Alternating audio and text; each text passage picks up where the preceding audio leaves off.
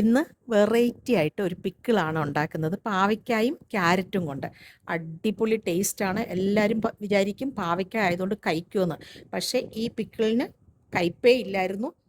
അപ്പോൾ അതെങ്ങനെയാണ് ഉണ്ടാക്കുന്നതെന്ന് നോക്കിയാലോ.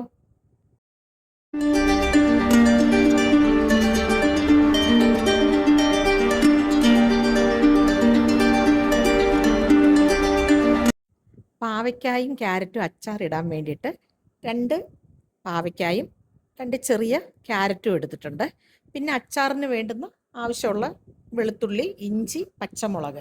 മുളക് പൊടി ചേർക്കുന്നില്ല, പച്ചമുളകാണ് ചേർക്കുന്നത്. കാന്താരി ഉണ്ടെങ്കിൽ അതാണ് ഏറ്റവും ബെസ്റ്റ്. പക്ഷേ എൻ്റെ കയ്യിൽ കാന്താരി ഇല്ലായിരുന്നു, അതുകൊണ്ടാണ് ഞാൻ പച്ചമുളക് ചേർക്കുന്നത്. അപ്പോൾ ക്യാരറ്റ് ഈ സൈസിൽ വേണം കട്ട് ചെയ്തെടുക്കാൻ. ഈ സൈസിലെന്ന് പറഞ്ഞാൽ ഇതേപോലെ കട്ട് ചെയ്തിട്ട് നീളത്തിൽ കട്ട് ചെയ്തെടുക്കണം. അതേപോലെ തന്നെ പാവയ്ക്കായും ആ സൈസിൽ വേണം കട്ട് ചെയ്തെടുക്കാൻ. എളുപ്പമാണ്, നമുക്ക് പെട്ടെന്ന് ഉണ്ടാക്കാൻ പറ്റിയ ഒരു പിക്കിളാണ്, വെറൈറ്റി പിക്കിളാണ്. ഇതേപോലെ ഈ സൈസിൽ വേണം കട്ട് ചെയ്യാൻ. പാവയ്ക്കായും ഈ സൈസിൽ വേണം കട്ട് ചെയ്തെടുക്കാൻ. പാവയ്ക്കായും ക്യാരറ്റും വാഷ് ചെയ്തതിന് ശേഷം നല്ല ഒരു ടിഷ്യൂ വെച്ച് തുടച്ചെടുക്കണം. വെള്ളം അധികം പാടില്ല. നമ്മൾ എണ്ണയ്ക്കകത്തിടുമ്പോൾ വെള്ളമെല്ലാം പോകും, എങ്കിൽ കൂടി ആദ്യം തന്നെ അത് നന്നായിട്ട് തുടച്ചെടുക്കണം. നല്ലെണ്ണയാണ് ഈ പിക്കിൾ ഉണ്ടാക്കാൻ വേണ്ടിയിട്ട് ഞാൻ യൂസ് ചെയ്യുന്നത്.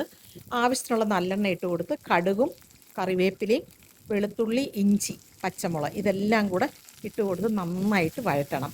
അപ്പോൾ അതിലുള്ള വെള്ളം ഉണ്ടെന്നുണ്ടെങ്കിൽ പോവുകയും ചെയ്യും. എണ്ണയിലിട്ട് നന്നായിട്ടൊന്ന് വഴറ്റുമ്പോൾ വെള്ളം പൊയ്ക്കോളും. അതിന് ശേഷം നമുക്ക് ആദ്യം പാവയ്ക്ക ഇട്ട് കൊടുക്കണം. പാവയ്ക്ക ഇട്ട് കൊടുത്ത് ഒന്ന് നന്നായിട്ട് വഴറ്റിയാൽ മതി. നമുക്ക് കുക്ക് ചെയ്യേണ്ട ആവശ്യമൊന്നുമില്ല. എന്താണെന്ന് പറഞ്ഞു കഴിഞ്ഞാൽ അത് അച്ചാറല്ലേ, അപ്പോൾ കുറച്ച് ദിവസം ഇരിക്കുമ്പോൾ അത് നന്നായിട്ട് സോഫ്റ്റ് ആകും. ഒന്ന് നന്നായിട്ട് വഴറ്റിയതിന് ശേഷം വേണം ക്യാരറ്റും കൂടി ഇട്ട് കൊടുക്കാൻ. പക്ഷേ ഈ അച്ചാറിനാണെങ്കിൽ അധികം കയ്പൊന്നും ഇല്ലായിരുന്നു. നിങ്ങളൊന്ന് ട്രൈ ചെയ്ത് നോക്കണം. എല്ലാവർക്കും എന്താണെന്ന് പറഞ്ഞാൽ പാവയ്ക്ക എന്ന് പറയുമ്പം കയ്പാണെന്ന് വിചാരിക്കത്തില്ലേ, പക്ഷേ പാവയ്ക്കയ്ക്ക് കയ്പില്ലായിരുന്നു. നല്ല ടേസ്റ്റായിരുന്നു. അത് നമുക്കിങ്ങനെ എന്താ പറയുക, മെഴുക്കുവരട്ടിയൊക്കെ കഴിക്കത്തില്ലേ, അതേപോലെ ഓരോന്നോരോന്നായിട്ട് നമുക്ക് പെറുക്കി കഴിക്കാൻ തോന്നുമായിരുന്നു. അപ്പം ഇത് ആവശ്യത്തിന് വഴണ്ടിട്ടുണ്ട്. അതിന് ശേഷം 1 ടീസ്പൂണ് ഉലുവാപ്പൊടിയും 1 ടീസ്പൂണ് കായപ്പൊടിയും കൂടി ഇട്ട് കൊടുക്കണം. ആവശ്യത്തിനുള്ള എന്നുവെച്ചാൽ ഇപ്പോൾ ഇത് ഞാൻ എടുത്തതിനനുസരിച്ചിട്ടാണ് കായപ്പൊടിയും ഉലുവാപ്പൊടിയും ഇട്ട് കൊടുക്കുന്നത്. അതും ഈ അച്ചാറിനറിയാമല്ലോ, ഉലുവായും കായപ്പൊടിയാണ് അച്ചാറിൻ്റെ ടേസ്റ്റ് എന്നറിയാമല്ലോ. അപ്പോൾ ഇതിനും അതേപോലെ ഇട്ട് കൊടുക്കണം. പിന്നെ ഈ സമയം നിങ്ങൾക്ക് വേണമെന്നുണ്ടെങ്കിൽ മഞ്ഞൾ ഇട്ട് കൊടുക്കാം, മഞ്ഞൾപ്പൊടി. പക്ഷേ ഞാൻ മഞ്ഞളൊന്നും ചേർക്കുന്നില്ല. ഇത് കായപ്പൊടിയും ഉലുവാപ്പൊടിയും മാത്രമേ ചേർക്കുന്നുള്ളൂ. ഇവിടെ ഇപ്പോഴേ കഴിക്കാം നമുക്ക്, അത്രയ്ക്ക് നല്ല ടേസ്റ്റായിരുന്നു. ഞാൻ വെറുതെ പറയുകയല്ല, എല്ലാവരും ഒന്ന് ട്രൈ ചെയ്ത് നോക്കണേ. ലാസ്റ്റ് 1.5 ടേബിൾ സ്പൂൺ വിനീഗറും കൂടെ ഒഴിച്ചു കൊടുക്കണം.